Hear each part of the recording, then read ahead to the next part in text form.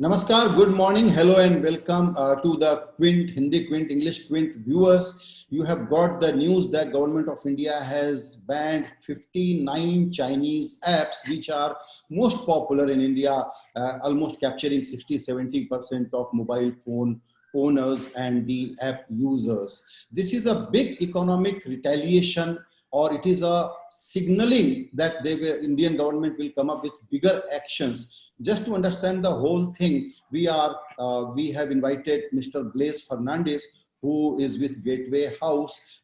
He is the director of the Gateway House and the board member, and he's a veteran on the subject. The Gateway House has come up with many such reports on Chinese investments. Mr. Fernandes, welcome and thank you for your time. Key question: how big is this move? Morning, Sanjay. I think the news is very big because it's the first time the government of India has kind of gone with a very aggressive position in the current standoff between India and China. Was it expected? I think a few of us were expecting such a move because at the end of the day, we've actually hit their Achilles heel. And I'll explain to you why.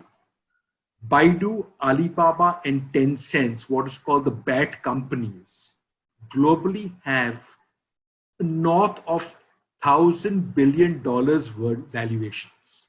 A lot of these valuations are based on these unicorns or these apps that are present and operating in and around the globe. India is a very important market. Even in COVID, the India digital story has stood and has been strong based on the investments that we've seen coming in on the Jio platform and number of other platforms. And I think every investor in the world will be looking at any app from an India point of view also. So if you're not present in India, it affects your global standing, it affects your global valuations. Sanjay ji, I'd also like to add, right now, we've got a user base of 450 million who are in the age groups of 15 to 30, to potential demographic dividend, as they call it. By 2025, with internet penetration and cheap data and smartphone penetration, this will be an 850 million ecosystem. So for any investor in the world, if you're not present in India, the investor is going to ask you, why are you not present in India and how is it going to impact your earnings?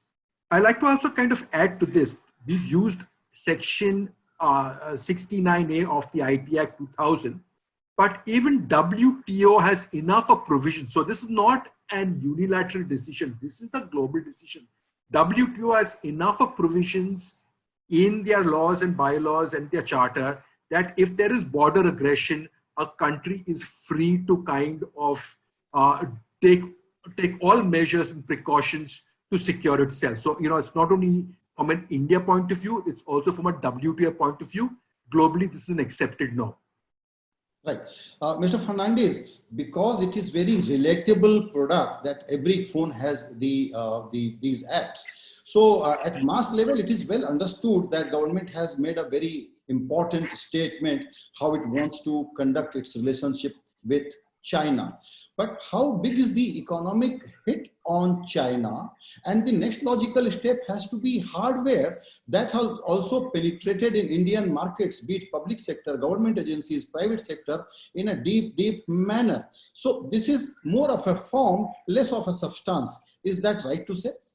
No, I'll answer the second question first. So if you actually see the United States of America in the last 8 weeks, they've been taking a lot of precautions to what they call ring fence their security assets. So if you are a government employee in America after a certain level, officer level or cadre, you cannot have certain Chinese apps. And I think TikTok is one of them. Okay. Getting back to your question, I think the government of India has taken a very calibrated decision, Sanjay ji. To start with, they've kept the economic activity apps out of the mix. So any app which originates from China has heavy Chinese investments, be it Baidu, be it Big Basket, be it Ola, okay?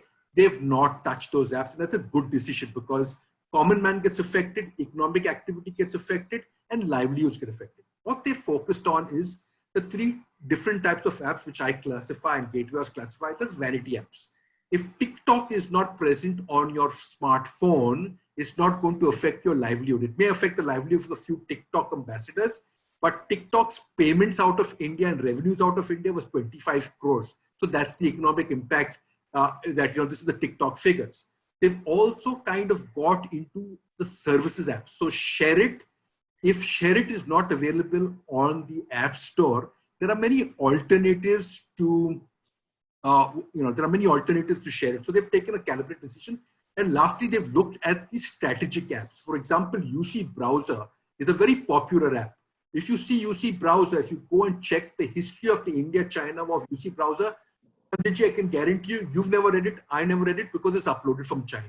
UC Browser's maps of India also look very different from Indian maps because it's a Chinese search engine, and there is enough of evidence to prove that it's been misused to push Chinese propaganda. Even in the border skirmishes that took place last week, what UC Browser was talking about was a Chinese story, and there was no Indian story. So these are the strategic apps, and I think the government has done well to ensure this. What are the financial implications?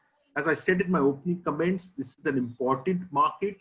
Valuations for these companies are also based. India may not be a big revenue earner today, but the potential to earn revenues 5, 6, 10 years from now is large. That's why you have Facebook. That's why you have a number of global companies, not only US companies. You've got the Saudi Arabian funds investing in the digital story in India. You've got the UAE funds. You've got a lot of the global funds investing. So I think the impact of the India digital story on these Chinese apps will be felt worldwide. Lastly, the best classic example that can give you for impact of economic impact, TikTok is going in for an IPO during the course of the year per various reports in Wall Street Journal and leading publications. The valuation is $100 billion. There's a 13% usage base in India. Every investor is going to ask, how is this going to impact your earnings and your future earnings? So that's an example of an economic impact. Agree. I have one question only to get your perspective on that, because you have come up with many reports. There have been many other think tanks globally in India. The stakeholders who are in the technology businesses, they have been warning about the dangers and the real serious security risk if we allow all of these things in India. But last many years, last 3-4 years, despite all these red flags, there was a supportive and enabling atmosphere to allow these apps to be promoted here, and everyone aligned with it. Now, suddenly, why we have woken up? Just because something happened on the border, and it was a very important step, it was a precipitate situation. But didn't we make mistakes in not realizing the danger it posed earlier? I think the government was aware of it. I'm not saying that they were not aware of it, but to use ITI Act 69A is a harsh step, and it only will be used in national emergency. Had they used it earlier, had they kind of, bought regulatory ring fences earlier, there would also been an uproar, freedom of speech, and all these debates would have come to the fore. At the end of the day, they bought it at the right time. It is the opportune time to bring it. And I think it is also important to kind of, one is you've kind of banned certain apps, but there are certain apps which still have Chinese investments who can trace back to China, Sanjay ji. And I think government now needs to ring fence this. To start with, they must ensure that particular officers above, be it in the defense establishments, be it in the paramilitary forces, be it in the bureaucracy, or even the judiciary, I think they should kind of ring fence it and say that certain apps cannot be used by certain officers in the government for security reasons. Another thing is data centers. I think it's important to ensure that these data centers come up across India, because if there's a situation in Tamil Nadu which warrants immediate action, by the time Delhi reacts and the Tamil Nadu cybersecurity gets involved, there's a time lapse. These are 24/7, 365 days operations. So if you are an app operator in India from China or from any part of the world, you've got to keep data centers in each state with direct connectivity to the local police who understand local nuances. Because if something is taking place in Odisha and the data center is in Delhi, the chances are you will not get the local nuances. So we've got to take enough of precautions, as I use the word ring fencing ourselves, to ensure that the apps are not misused or there is no possibility of communal disharmony or political strife created by the misuse of this app. Yeah, very well explained. Another point I wanted to understand from you is this, that we may decide to calibrate and decide the timing of these steps and make sure that our financial systems and our consumers, users do not face any disruption. But till you heard Alibaba or Tencent or Ant Financials, China won't get a message. And the hardware penetration in various Indian activities are far wide and deep. How do we tackle that? Okay, to start with, I think the hardware is a challenge, but if the apps are not embedded in the hardware, then your hardware is actually, insignificant. It's only the apps embedded in the hardware that can actually transmit data or transmit sensitive information. So if you've kind of, it's like wearing a mask, it's a precaution from COVID, but it's not a guaranteed profession. So they've taken the first step of kind of ring fencing. Hardware will always be a challenge, Sanjayji, until and unless we build up our own capacity. And at the end of the day, all these are temporary measures.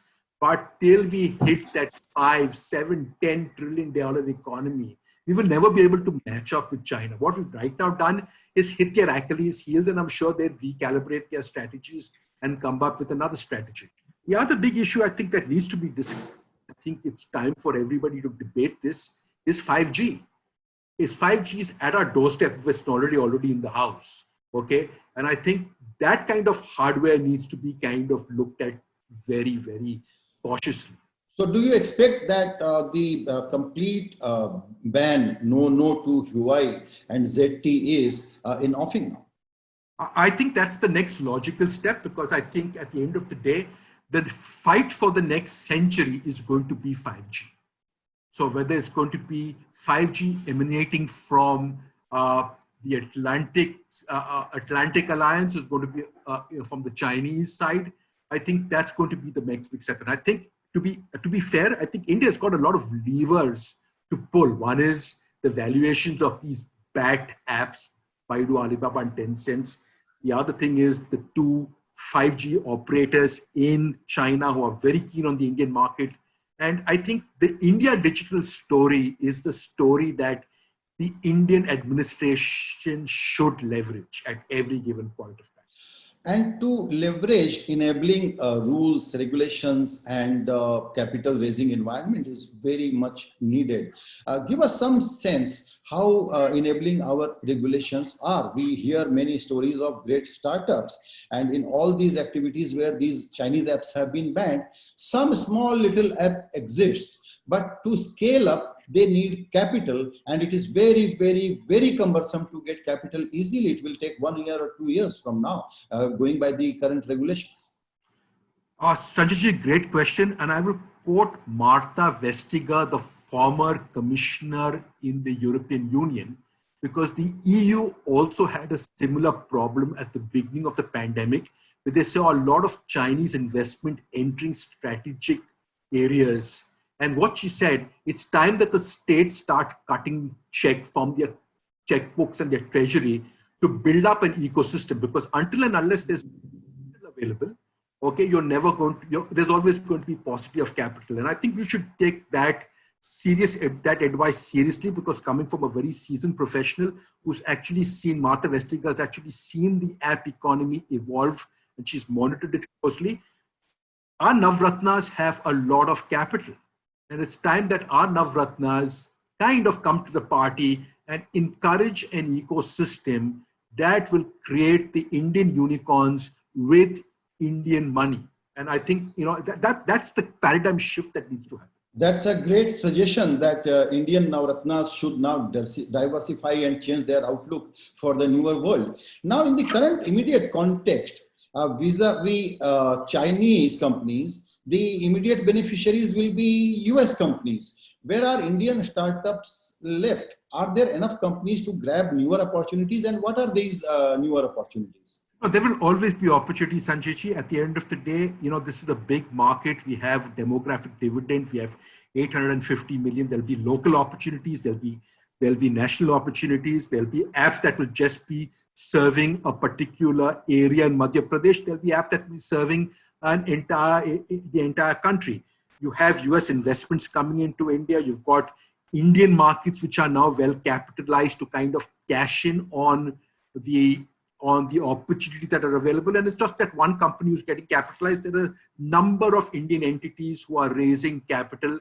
So it is time for them to come to the party.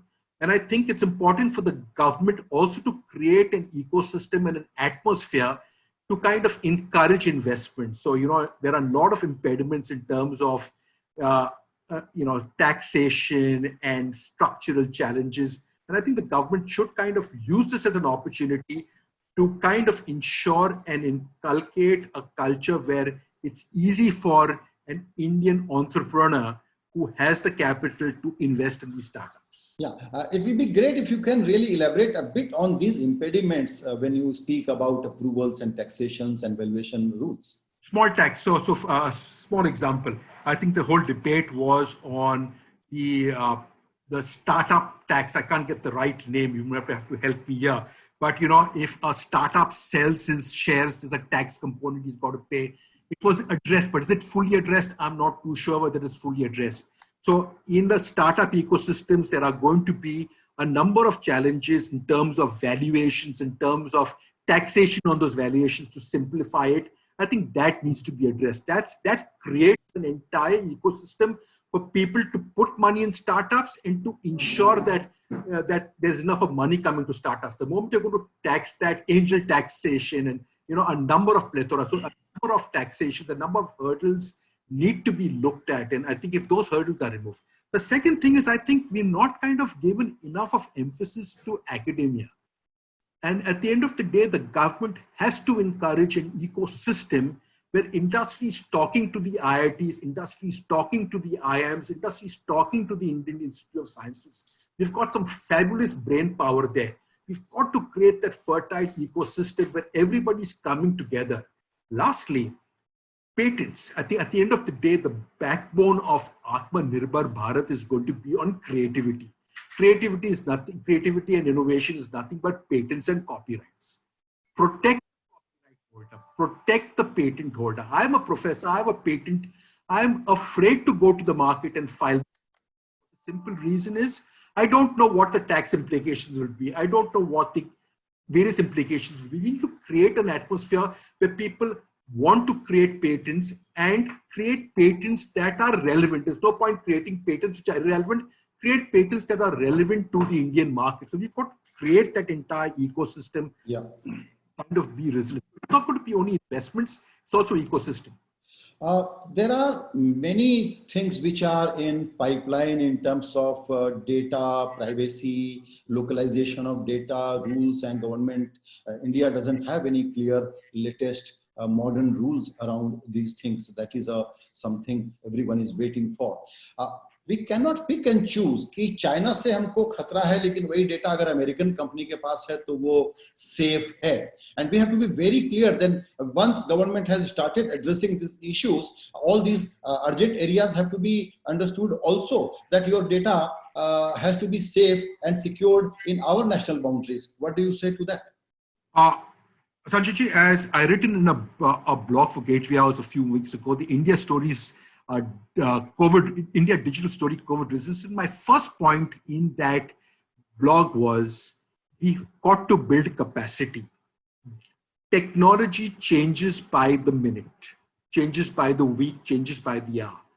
At our institutes in Bhopal for judiciary, in Mussoorie for the IAS, in Hyderabad for the IPS, and in Nagpur for the IRM, we've got to ensure that there's capacity building to start with at the basic level. So our lawmakers and law enablers are in the loop of what's happening. We've also got to kind of look at the European Union, who is reinventing the wheel on data protection, on privacy all the time. So I think there are some good lessons to be learned there. We've got to ensure that the word that is being commonly used in America, the Amazonization of the American economy. We might have to make sure that we don't have Amazonization of India or over-reliance on one particular company. So I think the important thing for the Indian regulators and Indian Parliament is to ensure that there's a level playing field. Once you have a level playing field, that's the first step towards self-reliance. That's the first steps towards innovation. That's the first steps towards a lot of things. Right. My understanding is very basic, like a layman, but I also want to understand from you that those critical players in India, which are Indian companies where some shareholding of Chinese companies exist, be it Paytm, Zomato, Big Basket, Byju's, etc., how it will impact them, and because government will have to kind of deleverage these investments here also. So what do you foresee?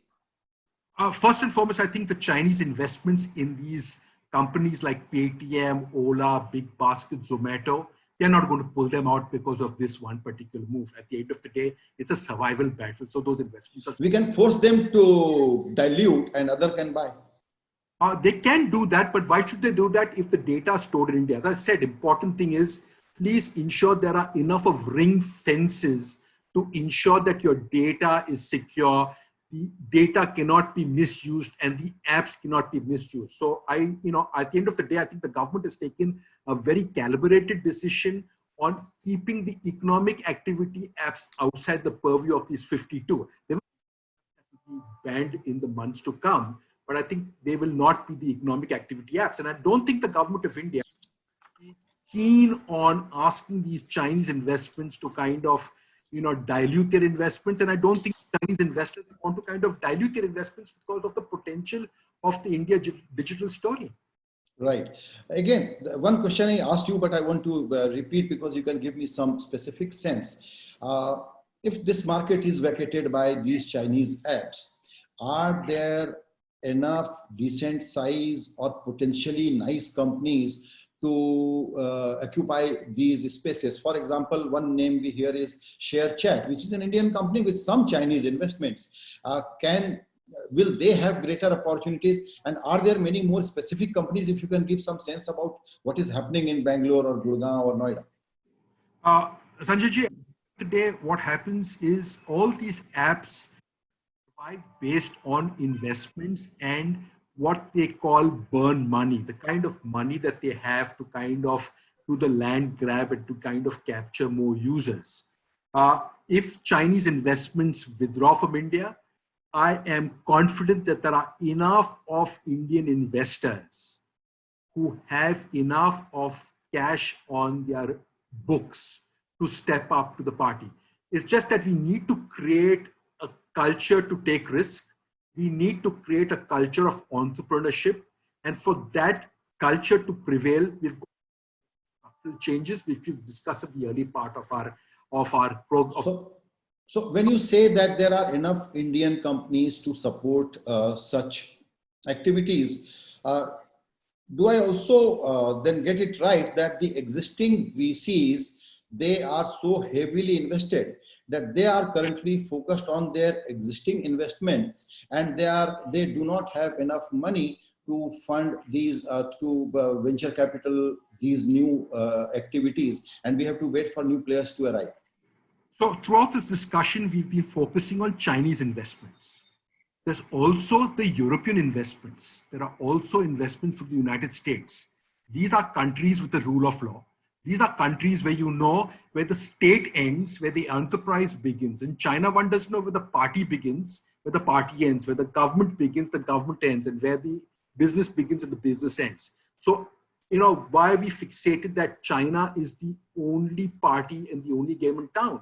I think India can attract a lot of investments from Silicon Valley. We should be looking at that. But also India can attract, Sanjayji, a lot of investments from Europe. And in Europe, there are a number of entrepreneurs who are what they call privately held companies. You never hear of them. You never see them in the media. You never see them. But in Italy has a few companies. Sweden has a few companies. And Germany has a few companies. These are multi-billion-dollar enterprises.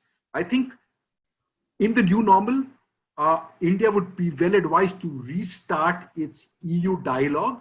India would be well advised to make a number of trips to Europe to trap these companies. In Germany, there are mid-sized companies who they call the MSME sector, which actually runs into a few billions of dollars in terms of valuation turnovers. Those people can be attracted, can be kind of, India could be attracted to them. Yeah. So this is very encouraging when you say that Indian money is available, European money can come in, and there is a huge talent, and Indian academia can play a great role. And you have given a wish list also. If I were to ask last question, which is, we have everything possible, but the only issue is the enabling environment. So on the index of 1 to 10, where are we currently, and how many steps we have to cover to do that, and how much time it will take? Time, it depends on the urgency of the government. I always believe any government, if they want to do something, we've seen it time and again. 1991, if they wanted to do something, time is not the issue. The government has the mandate, it has the numbers. The government has the political will to kind of create this atmosphere.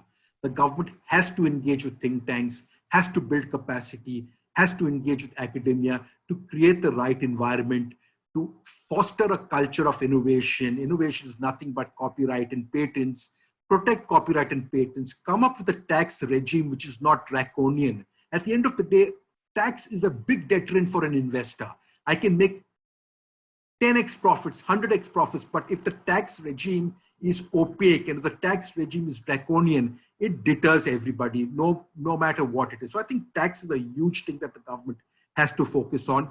And lastly, I think we need to kind of have outreach now with Europe and USA, especially Europe, because there are a lot of potential investors from Europe who can look at India because of our demographic dividend, the potential to be the thing. But lastly, most important, Sanjay ji, the day we become a 5, 7, $10 trillion economy, most of the issues that we've discussed on this program resolve on its own.